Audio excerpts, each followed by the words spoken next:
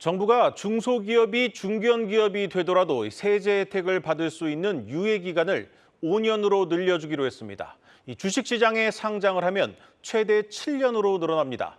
이 중소기업에게만 주는 각종 지원들이 사라지는 것이 두려워 성장을 꺼리는 이른바 피터팬 증후군을 막아보겠다는 취지입니다. 전민정 기자입니다.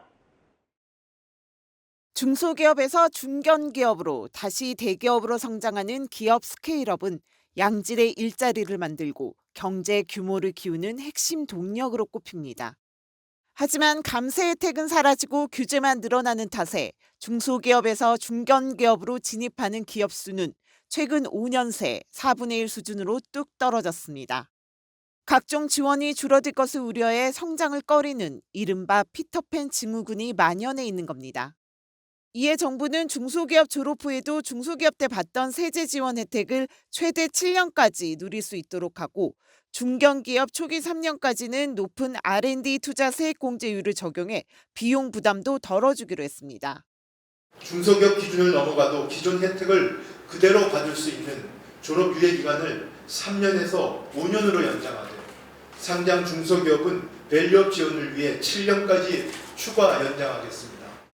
하지만 세제 지원 축소 못지않게 강소기업이 중견기업으로 성장하는 데 걸림돌이 되는 건 가업 승계 규제. 중소기업 창업주가 고령화되면서 상속세 등의 문제로 일부에선 2세 승계를 포기하고 아예 문을 닫을 생각까지 하는 것이 현실입니다.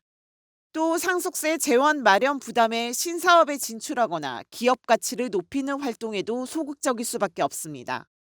결국 상속세 최고세율이나 가업 상속공제 확대 등 가업 상속의 문턱을 낮출 수 있는 좀 더 파격적인 대책이 필요하다고 업계는 입을 모읍니다. 오너치제의 장점은 고위험 고수익 투자를 할 수 네. 있다라는 부분이잖아요. 그런 장점들을 더욱 살리기 위해서는 상속세율 같은 경우도 OECD 평균 수준으로 좀 대폭 인하를 하고 승계를 해서 공격적인 R&D나 이런 것들을 할 수 있는 여건을 조성을 해주십사. 다만 정부는 투자를 늘린 중소기업에 대해선 연매출 등 가업 상속공제제도 적용 기준을 완화해주는 방안을 검토한다는 계획입니다. 한국경제TV 전민정입니다.